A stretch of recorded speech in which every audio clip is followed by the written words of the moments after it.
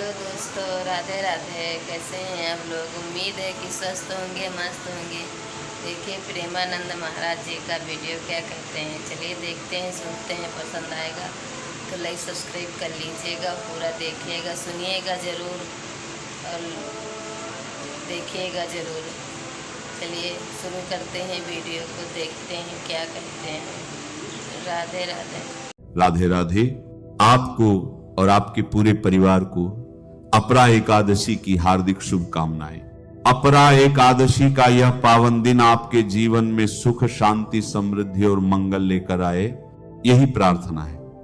आज हम आपको अपरा एकादशी के बारे में विस्तार से बताएंगे, साथ ही यह भी बताएंगे कि इस बार अपरा एकादशी 12 मई को मनानी चाहिए या 13 मई को, और इसके पीछे क्या कारण है।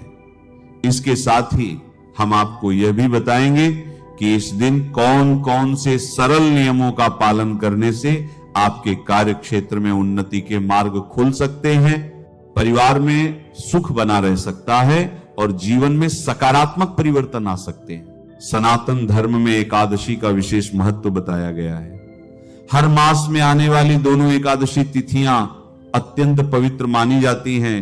ज्येष्ठ मास के कृष्ण पक्ष की एकादशी को अपरा एकादशी कहा जाता है।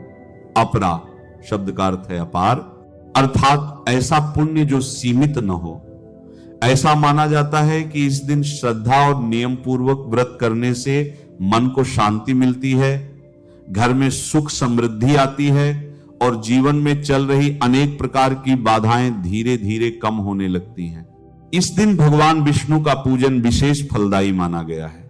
जो लोग श्रद्धा और विश्वास के साथ इस दिन भगवान का स्मरण करते हैं, उनके भीतर एक नई ऊर्जा का संचार होता है, मन में सकारात्मक भाव आते हैं, चिंता कम होती है और जीवन के प्रति दृष्टि बदलने लगती है। इसलिए यदि आप अपने जीवन में शांति चाहते हैं, मन की अशांति को दूर करना चाहते हैं और अपने परिवार में सुख बनाए रखना चाहते हैं, तो अपरा एकादशी का व्रत अवश्य करना चाहिए। अब सबसे पहले जानते हैं कि इस बार अपरा एकादशी किस दिन रखी जाएगी। इस वर्ष एकादशी तिथि की शुरुआत 12 मई दिन मंगलवार को दोपहर 2:52 से हो रही है और 13 मई दिन बुधवार को दोपहर 1:30 पर एकादशी तिथि समाप्त होगी। अब कई लोगों के मन में यही प्रश्न आता है कि जब तिथि 12 मई को प्रारंभ हो रही है तो व्रत उसी दिन रखा जाए या 13 मई को रखा जाए। सनातन धर्म के नियमों के अनुसार एकादशी का व्रत उदय तिथि के अनुसार रखा जाता है। उदय तिथि का अर्थ है कि जिस दिन सूर्योदय के समय एकादशी तिथि विद्यमान हो, उसी दिन व्रत रखना श्रेष्ठ माना जाता है। इस नियम के अनुसार इस बार 13 मई दिन बुधवार को अपरा एकादशी का व्रत रखा जाएगा। इसीलिए आप सभी को इस बार 13 मई दिन बुधवार को ही अपरा एकादशी का व्रत करना चाहिए। अब व्रत के पारण की बात करते हैं। धर्मशास्त्रों में कहा गया है कि एकादशी का व्रत करने के बाद अगले दिन द्वादशी तिथि में उसका पारण करना चाहिए। पारण का अर्थ है व्रत का समापन करना।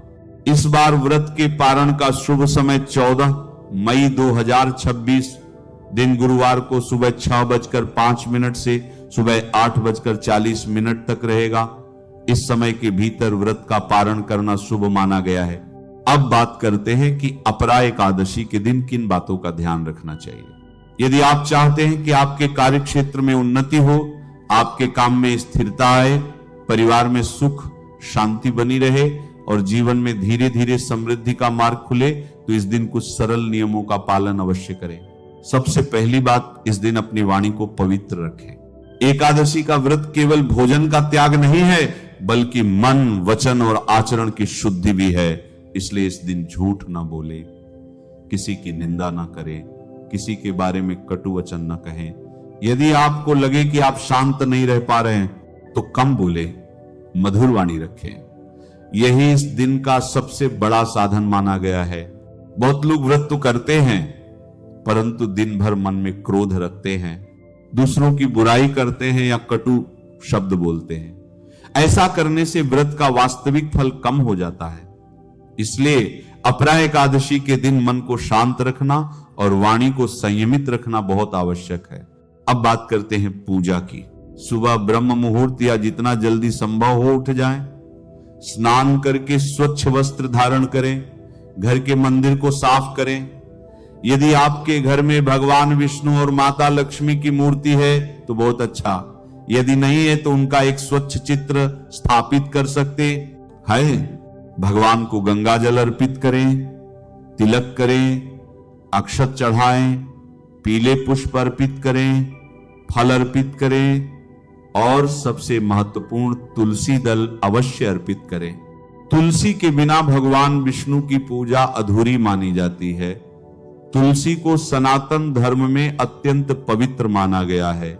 ऐसा कहा गया है कि जहां तुलसी का वास होता है वहां शुभता बनी रहती है। इसीलिए अपरा एकादशी के दिन तुलसी का विशेष महत्व होता है।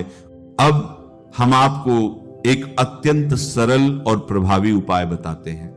यदि आप चाहते हैं कि आपके कार्य क्षेत्र में धीरे धीरे प्रगति हो, आपके प्रयास सफल हो और जीवन में स्थिरता आए, तो अपरा एकादशी के दिन तुलसी का पौधा दान करना बहुत शुभ माना गया है। आप एक सुंदर गमले में तुलसी का पौधा लगाएं, फिर किसी ऐसे मंदिर में जाएं जहां भगवान विष्णु, माता लक्ष्मी या शालिग्राम विराजमान हो, वहां श्रद्धा से उस तुलसी के पौधे का दान करें। पुजारी जी से विनम्रता से कहें कि इस तुलसी का उपयोग भगवान की सेवा में किया जाए। इसके बाद हाथ जोड़कर भगवान से प्रार्थना करें कि आपके जीवन में उन्नति हो, परिवार में सुख बना रहे और आपके कार्यों में शुभता आए। अब बात करते हैं व्रत रखने की। यदि आपका स्वास्थ्य साथ देता है तो आप निर्जल व्रत रख सकते हैं। यदि स्वास्थ्य की दृष्टि से ऐसा संभव नहीं है तो फलाहार कर सकते हैं, दूध ग्रहण कर सकते हैं। अपनी क्षमता के अनुसार व्रत करें। व्रत का उद्देश्य शरीर को कष्ट देना नहीं, बल्कि मन को संयमित करना और भीतर शुद्धता लाना है। जब मन शांत होता है, शरीर हल्का होता है और विचार निर्मल होते हैं, तब व्यक्ति ईश्वर के अधिक निकट अनुभव करता है। अपरा एकादशी का व्रत मन को स्थिर करता है, भीतर की बेचैनी कम होती है, जीवन की उलझनों को देखने का दृष्टिकोण बदलता है। इसलिए कहा गया है कि यह व्रत केवल धार्मिक ही नहीं बल्कि मानसिक शांति देने वाला भी है। अब मंत्र की बात करते हैं। अपरा एकादशी के दिन एक सरल मंत्र का जाप अवश्य करें। नमो भगवते वासुदेवाय। ये अत्यंत पवित्र मंत्र है। यदि संभव हो तो तुलसी की माला से इस मंत्र का 11 माला जाप करें। यदि इतना संभव न हो तो कम से कम श्रद्धा से कुछ समय तक इसका जाप अवश्य करें। सुबह पूजा के समय मंत्र जाप करें, शाम को भी एक बार दीपक जलाकर भगवान का स्मरण करें और मंत्र का पुनः जाप करें। इसके बाद भगवान की आरती करें। जय जगदीश हरे आरती श्रद्धा से गाएं। आरती के बाद अपनी मनोकामना भगवान के चरणों में निवेदन करें। अब बहुत से लोग, विशेषकर युवा, ये पूछते हैं कि व्रत रखने से क्या लाभ होता है। इसका उत्तर बहुत सरल है। जब हम महीने में 2 बार एकादशी का व्रत करते हैं तो शरीर को विश्राम मिलता है, पाचन तंत्र को आराम मिलता है, भोजन का संयम शरीर के लिए लाभकारी होता है। लगातार भारी भोजन करने से शरीर पर बोझ पड़ता है, व्रत उस बोझ को कम करता है, शरीर हल्का होता है, मन शांत होता है। इसलिए धार्मिक दृष्टि से ही नहीं, प्राकृतिक दृष्टि से भी एकादशी का व्रत उपयोगी माना गया है। जब आप व्रत रखते हैं तो आपके भीतर अनुशासन आता है, संयम आता है, मन की चंचलता कम होती है और यही गुण धीरे धीरे जीवन में सफलता के लिए सहायक बनते हैं। अब कुछ छोटी छोटी बातें और ध्यान रखें। एकादशी के दिन क्रोध से बचें, किसी को कष्ट न दें, अन्न का अनादर न करें, मन में बुरे विचार न लाएं। यदि संभव हो तो किसी जरूरतमंद की सहायता करें, गौ सेवा करें, पक्षियों को दाना डालें, जल का दान करें। ये छोटे छोटे कार्य भी बहुत शुभ माने गए हैं। यदि आप पूरे दिन भगवान का स्मरण करते हुए अपने काम में लगे रहते हैं तो वही सबसे उत्तम साधना है। अपरा एकादशी केवल एक व्रत नहीं है, यह मन को शुद्ध करने का दिन है, यह अपने भीतर झांकने का दिन है, यह स्वयं को संयमित करने का अवसर है, यह घर परिवार के लिए मंगल कामना करने का अवसर है। जो व्यक्ति इस दिन श्रद्धा, नियम और विश्वास के साथ व्रत करता है, उसके भीतर धीरे धीरे स्थिरता आने लगती है, मन की बेचैनी कम होती है, परिवार में प्रेम बढ़ता है, घर में शांति बनी रहती है और जीवन में शुभ मार्ग खुलने लगते हैं। इसलिए इस बार 13 मई दिन बुधवार को अपरा एकादशी का व्रत श्रद्धा से अवश्य करें। भगवान विष्णु का पूजन करें, तुलसी अर्पित करें, मंत्र जाप करें, संयम रखें और सच्चे मन से प्रार्थना करें। ईश्वर से यही निवेदन करें कि आपके जीवन में सुख बना रहे, परिवार में शांति बनी रहे और आपके हर शुभ कार्य में मंगल हो। कथा के बिना व्रत अधूरा माना गया है, क्योंकि कथा ही वह माध्यम है जिससे हमें उस व्रत की महिमा, उसका रहस्य और उसका फल समझ में आता है। इसीलिए इस पावन अपरा एकादशी के अवसर पर पूर्ण श्रद्धा और भक्ति के साथ इस व्रत कथा का श्रवण करना अत्यंत आवश्यक है। यह केवल एक कहानी नहीं है, बल्कि यह वह दिव्य मार्ग है जो हमें धर्म, भक्ति और मोक्ष की ओर ले जाता है। तो आइए मन को शांत करके भगवान का स्मरण करते हुए और सच्चे भाव के साथ इस पवित्र अपरा एकादशी व्रत कथा का आरंभ करते। ये नैमिषारण्य क्षेत्र की बात है। श्री सूत जी स्वस्थ चित्त से अपने आसन पर विराजमान थे और उस समय भगवान की अमृतमयी लीला कथाओं के रसिक, उसके रस आस्वादन में अत्यंत कुशल ऐसे शौनक आदि ऋषियों ने सूत गोस्वामी को प्रणाम करके उनसे यह प्रश्न पूछा। ऋषियों ने कहा, हे सूत जी, धर्मराज युधिष्ठिर जब मथुरा मंडल में अनिरुद्ध नंदन वज्र का और हस्तिनापुर में अपने पौत्र परीक्षित का राज्याभिषेक करके हिमालय पर चले गए, तब राजा वज्र और परीक्षित ने कैसे कैसे और कौन कौन से कार्य किए। यह सुनकर सूत गोस्वामी ने कहा, हे शौनक आदि ब्रह्मर्षियों, जब धर्मराज युधिष्ठिर इत्यादि पांडवगण स्वर्गारोहण के लिए हिमालय पर चले गए, तब सम्राट परीक्षित एक दिन मथुरा गए। उनकी इस यात्रा का उद्देश्य इतना ही था कि वहां जाकर वे वज्रनाभ से मिलकर आए। जब वज्रनाभ को इस बात का समाचार मिला कि मेरे पिता तुल्य परीक्षित महाराज मुझसे मिलने के लिए आ रहे हैं, तब उनका हृदय प्रेम से भर गया। उन्होंने नगर से आगे बढ़कर उनकी आवभगत की, चरणों में प्रणाम किया और बड़े प्रेम से उन्हें अपने महल में ले आए। वीर परीक्षित भगवान श्री कृष्ण के परम प्रेमी भक्त थे। उनका मन सदैव आनंद घन श्री कृष्ण चंद्र में ही रमा रहता था। उन्होंने भगवान श्री कृष्ण के प्रपौत्र वज्रनाभ का बड़े प्रेम से आलिंगन किया और उसके बाद अंतःपुर में जाकर भगवान श्री कृष्ण की पत्नियों को नमस्कार किया। श्री कृष्ण पत्नियों ने भी सम्राट परीक्षित का अत्यंत सम्मान किया। जब वे आराम से बैठ गए तब उन्होंने वज्रनाभ से कहा, हे वज्रनाभ, आपके पिता और पितामहों ने मेरे पिता और पितामह को बड़े बड़े संकटों से बचाया है, मेरी रक्षा भी उन्होंने ही की है। यह सुनकर वज्रनाभ ने कहा, हे महाराज, आप मुझसे जो कुछ कह रहे हैं वह सर्वथा आपके अनुरूप है।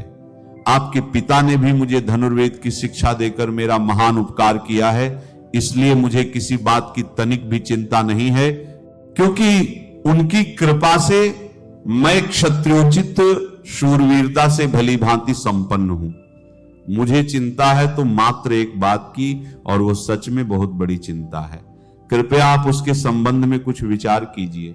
वह चिंता यह है कि हालांकि मैं मथुरा मंडल के राज्य पर अभिषिक्त हूं, लेकिन फिर भी मैं यहां निर्जन वन में रहता हूं। मुझे इस बात का कुछ भी पता नहीं है कि यहां की प्रजा कहां चली गई, क्योंकि राज्य का सुख तो तभी है जब प्रजा वहां पर रहे। जब वज्रनाभ ने परीक्षित से यह बात कही, तब उन्होंने वज्रनाभ का संदेह दूर करने के लिए जिशी शांडिल्य को बुलाया। जिशी शांडिल्य और कोई नहीं, अपितु वही पहले नंद आदि गोपों के पुरोहित थे। परीक्षित महाराज का संदेश मिलते ही महर्षि शांडिल्य वहां आ पहुंचे। वज्रनाभ ने विधि पूर्वक उनका स्वागत सत्कार किया और वे एक ऊंचे आसन पर विराजमान हुए। उनको सांत्वना देते हुए ऋषि शांडिल्य ने कहा, प्रिय परीक्षित और वज्रनाभ, मैं आप लोगों से ब्रज भूमि का एक रहस्य बताता हूं, तुम उसे ध्यान से सुनना। ब्रज शब्द का अर्थ है व्याप्ति और व्यापक होने के कारण ही इस भूमि का नाम ब्रज पड़ा है। सत्व, रज, तम, इन 3 गुणों से अतीत जो परम ब्रह्म है वही व्यापक है, इसलिए उसे ब्रज कहते हैं। वह सदा आनंद स्वरूप, परम ज्योतिर्मय और अविनाशी है। इस पर ब्रह्म स्वरूप ब्रज धाम में नंदनंदन भगवान श्री कृष्ण का निवास स्थान है। उनका एक एक अंग सच्चिदानंद स्वरूप है, व्याप्त काम है। काम शब्द का अर्थ है कामना, अभिलाषा। ब्रज में भगवान श्री कृष्ण के वांछित पदार्थ हैं, जैसे कि गाय, ग्वाल बाल, गोपियां और उनके साथ लीला विहार इत्यादि, वे सब के सब यहां नित्य प्राप्त हैं और इसी से श्री कृष्ण को आप्त काम कहा गया है। भगवान श्री कृष्ण की यह रहस्यमय लीला प्रकृति से परे है। वे जिस समय प्रकृति के साथ खेलने लगते हैं उस समय दूसरे लोग भी उनकी लीला का अनुभव करते हैं। भगवान की लीला 2 प्रकार की है, एक वास्तविक और दूसरी व्यवहारिक।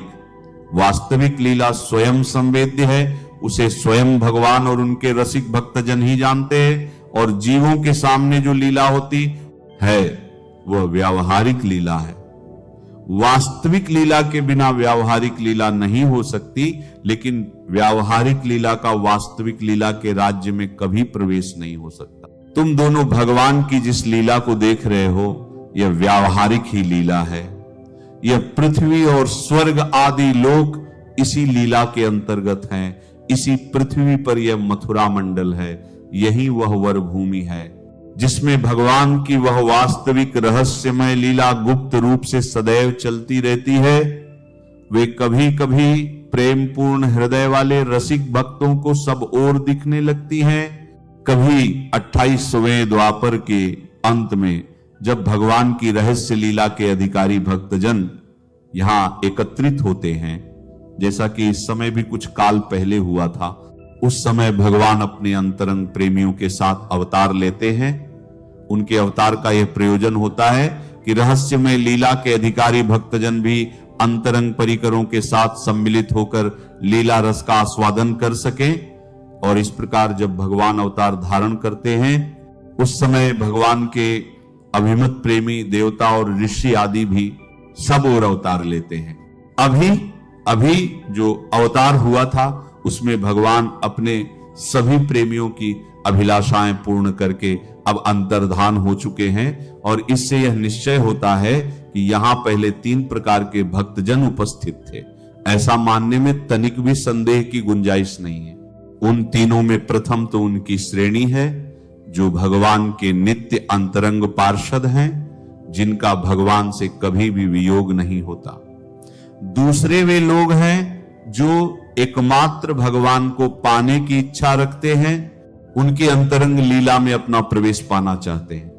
और तीसरी श्रेणी में देवता आदि आते हैं। इनमें से जो देवता आदि के अंश से अवतीर्ण हुए थे उन्हें भगवान ने ब्रज भूमि से हटाकर पहले ही द्वारिका पहुंचा दिया था। फिर जब ब्राह्मणों के श्राप से यदुवंश का संहार करने के लिए सांब के पेड़ से मूसल प्रकट हुआ और उस मूसल के चूर्ण से प्रभास क्षेत्र में एरका नाम की घास उत्पन्न हो गई, उस समय परस्पर कलह होने पर सभी यदुवंशी उन एरकाओं से एक दूसरे को मारकर मर गए। और इस प्रकार भगवान ने उस मूसल के मार्ग से यदुकुल में उत्पन्न हुए देवताओं को स्वर्ग में भेजकर पुनः अपने पद पर स्थापित कर दिया, और जिन्हें एकमात्र भगवान को ही पाने की इच्छा थी उन्हें प्रेमानंद स्वरूप बनाकर श्री कृष्ण ने सदा के लिए अपने नित्य अंतरंग पार्षदों में सम्मिलित कर लिया। जो नित्य पार्षद हैं वे यद्यपि यहां गुप्त रूप से होने वाली नित्य लीला में सदैव ही रहते हैं, लेकिन जो उनके दर्शन के अधिकारी नहीं होते ऐसे पुरुषों के लिए वे भी अदृश्य हो गए हैं। जो लोग व्यावहारिक लीला में स्थित हैं वे नित्य लीला के दर्शन पाने के अधिकारी नहीं है। इसलिए यहां आने वालों को सब और निर्जन वन और सुनसान दिखाई देता है, क्योंकि वे वास्तविक लीला में स्थित भक्तजनों को नहीं देख सकते। इसलिए हे वज्रनाभ, तुम्हें तनिक भी चिंता नहीं करनी चाहिए। तुम मेरी आज्ञा से यहां बहुत से गांव बसाओ, इससे निश्चय ही तुम्हारे मनोरथों की सिद्धि होगी। भगवान श्री कृष्ण ने जहां जैसी लीला की है उसके अनुसार उस स्थान का नाम रखकर तुम अनेकों गांव बसाओ और इस प्रकार परम उत्तम ब्रजभूमि का सम्यक रूप से सेवन करो। गोवर्धन, दीर्घपुर, मथुरा, महावन, गोकुल, नंदीग्राम और वृषभानुपुर, बरसाना आदि में तुम्हें अपने लिए छावनी बनवानी चाहिए और उन स्थानों में रहकर भगवान की लीला के स्थल, नदी, पर्वत, कंदरा, सरोवर और कुंड तथा कुंज, वन आदि का सेवन करते रहना चाहिए। ऐसा करने से तुम्हारे राज्य में प्रजा बहुत ही संपन्न होगी और तुम भी अत्यंत प्रसन्न रहोगे। यह ब्रजभूमि सच्चिदानंदमयी है, इसके कण कण में भगवान श्री कृष्ण रम रहे हैं। अतः तुम्हें हर प्रकार से प्रयत्न पूर्वक इस भूमि का सेवन करना चाहिए। मैं आशीर्वाद देता हूं, मेरी कृपा से भगवान की लीला के जितने भी स्थल हैं सबकी तुम्हें ठीक ठीक पहचान हो जाएगी। वज्रनाभ, एक और बड़े महत्व की बात मैं तुम्हें सुनाता हूं। इस ब्रजभूमि का सेवन करते रहने से तुम्हें किसी दिन उद्धव जी भी मिल जाएंगे और फिर तो अपनी माताओं के साथ तुम उन्हीं से इस भूमि का और भगवान की लीला का रहस्य भी जान लोगे। मुनिवर शांडिल्य उन दोनों को इस प्रकार समझा बुझाकर भगवान श्री कृष्ण का स्मरण करते हुए अपने आश्रम को लौट आए और उनकी बातें सुनकर महाराज परीक्षित और वज्रनाभ दोनों ही अत्यंत प्रसन्न हुए और उन्होंने ऋषि के निर्देशानुसार कार्य करना आरंभ कर दिया।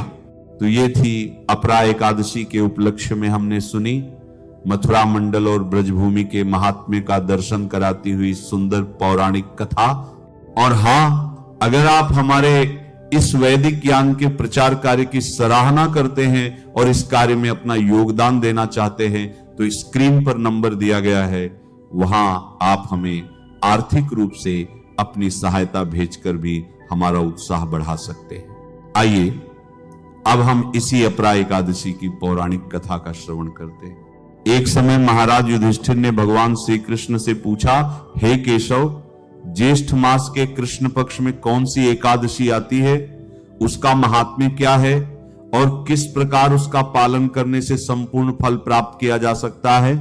युधिष्ठिर महाराज का प्रश्न सुनकर भगवान श्री कृष्ण ने कहा, हे धर्मराज, ज्येष्ठ मास के कृष्ण पक्ष में आने वाली एकादशी का नाम है अपरा एकादशी। यह एकादशी मनुष्य के हर प्रकार के संचित पाप कर्मों का नाश कर देती है। जो भी मनुष्य इस एकादशी का श्रद्धा और निष्ठा पूर्वक पालन करता है वह अत्यंत जघन्य पाप कर्मों जैसे कि ब्रह्म हत्या, परस्त्री संग, धन के लिए शास्त्रों का अध्ययन, गुरुद्रोह इत्यादि से भी मुक्त हो जाता है। इतना ही नहीं, इस एकादशी का निष्ठा पूर्वक पालन करने से व्यक्ति को कार्तिक मास में पुष्कर स्नान, काशी में महाशिवरात्रि का पालन, माघ मास में प्रयाग तीर्थ का स्नान, गया में पिंडदान, स्वर्ण का दान, सूर्य ग्रहण के समय कुरुक्षेत्र में स्नान, कुंभ में केदारनाथ या बद्रीनाथ के दर्शन इत्यादि पुण्य कर्मों से जो फल प्राप्त होता है वह सारा पुण्य फल इस अपरा एकादशी का श्रद्धा और नियम पूर्वक पालन करने से मिल जाता है। यह व्रत बहुत ही तीक्ष्ण कुल्हाड़ी से पाप वृक्ष को काट डालता है, अथवा यूं कहो कि हिरण रूपी पापों को भगाने वाला यह सिंह व्रत है। इस व्रत का पालन करने से व्यक्ति को वैकुंठ की प्राप्ति होती है। और इतना ही नहीं, जो व्यक्ति अपरा एकादशी की कथा का श्रवण या पठन भी करता है वह भी सभी पापों से मुक्त हो जाता है। और ऐसा ही हुआ था एक बार एक राजा के साथ। उनका नाम था राजा महिध्वज। राजा महिध्वज एक महान और पराक्रमी राजा थे। सुंदर नदी के किनारे उनका सुंदर, सुखी और समृद्ध राज्य बसा हुआ था। चारों ओर हरियाली और खुशहाली थी, शांति थी। सभी लोग संतुष्ट हुआ करते थे। लेकिन यह खुशहाली और समृद्धि अब बस कुछ ही दिनों में जाने वाली थी और उसका कारण था एक अनहोनी घटना जो घटित होने जा रही थी। वह रात्रि का समय था। सभी के घरों में दीपक बुझ चुके थे। सभी निद्राधीन हो चुके थे, लेकिन धर्म की ध्वजा लहराने वाले उस राज्य में आज अधर्म का आचरण होने जा रहा था।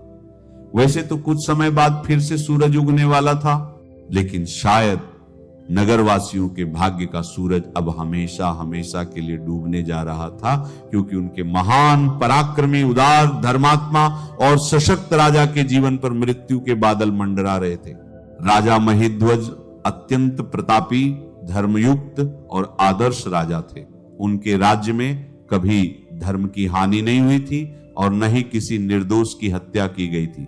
लेकिन कहते हैं ना कि जिसे बाहर वाले पराजित नहीं कर सकते, उसे घर वाले ही मार देते हैं। और इस कथा में मुख्य खलनायक का किरदार निभा रहे थे उनके अपने ही छोटे भाई वज्रध्वज। राजा महिध्वज का छोटा भाई वज्रध्वज अपने बड़े भाई की प्रशंसा और कीर्तिपाक को सहन नहीं कर पा रहा था। राजा महिध्वज की बढ़ती हुई ख्याति से उसके अंदर ईर्ष्या और द्वेष का बीज पनपने लगा और आखिर उसने एक भयंकर योजना तैयार की, एक अत्यंत क्रूर योजना। उसके कानों में राजा महिध्वज की लोकप्रियता के शब्द गूंज रहे थे। उनकी जय जयकार वह सुन रहा था और वह उसे शांति से सोने नहीं दे रहे थे। ईर्ष्या, द्वेष, अभिमान इत्यादि सब उस पर पूर्ण रूप से हावी हो चुके थे। आखिरकार वह उठा। उस अंधेरी रात में अंधकार से भी ज्यादा काला कृत्य करने के लिए उसके कदम राजा महिध्वज के कक्ष की ओर बढ़ने लगे। न तो उसे किसी सिपाही ने रोका, न ही उसकी अंतरात्मा की आवाज ने। आखिर उसने अपने बड़े भाई राजा महिध्वज के कक्ष में जाकर तलवार के निर्दय प्रहार से सोते हुए अपने भाई की हत्या कर दी। और इतना करके भी उसे शांति नहीं मिली, तो उसने राजा महिध्वज के शव को राज्य से बाहर एक पीपल के पेड़ के नीचे जाकर गाड़ दिया। अब देखिए, राजा महिध्वज का इसमें कोई दोष नहीं था, फिर भी इस प्रकार अकाल मृत्यु होने के कारण उन्हें अच्छी गति नहीं मिली और वे प्रेत योनि पाकर उसी पेड़ पर निवास करने लगे। काल का प्रवाह थोड़ा सा बीता और ईश्वर इच्छा से राजा महिध्वज के पुण्य के उदय से एक दिन ऐसा हुआ कि महान ऋषि धौम्य उस राज्य में उसी पीपल के पेड़ के पास से गुजरे। उन्होंने अपने तपोबल से देखा कि इतने महान राजा महिध्वज की आत्मा प्रेत योनि पाकर इस पेड़ पर रह रही थी। उदारमना दृश्य धौम्य ने इस प्रेत योनि में रहने वाले राजा महिध्वज को पेड़ से नीचे उतारा और उन्हें परलोक विद्या का ज्ञान दिया। देखिए, सत्पुरुषों की उदारता की कोई सीमा नहीं होती। उनकी करुणा का सागर सबके लिए समान होता है। ऋषि धौम्य ने भी राजा को इस प्रेत योनि से मुक्ति दिलाने के लिए अपरा एकादशी का अनुष्ठान किया और इस व्रत के पालन से उन्हें जो पुण्य फल प्राप्त हुआ वो उन्होंने राजा महिध्वज को प्रदान कर दिया। उसी पुण्य फल के परिणाम स्वरूप राजा महिध्वज को प्रेत योनि से मुक्ति मिल गई। उन्होंने कृतज्ञता व्यक्त करते हुए ऋषि को प्रणाम किया और आध्यात्मिक लोक की ओर प्रस्थान कर गए। तो ये थी आने वाली अपरा एकादशी के उपलक्ष्य में एक सुंदर पौराणिक कथा। नमः शिवाय। श्री महालक्ष्मी नमः। नमो भगवते वासुदेवाय। जय मां सरस्वती।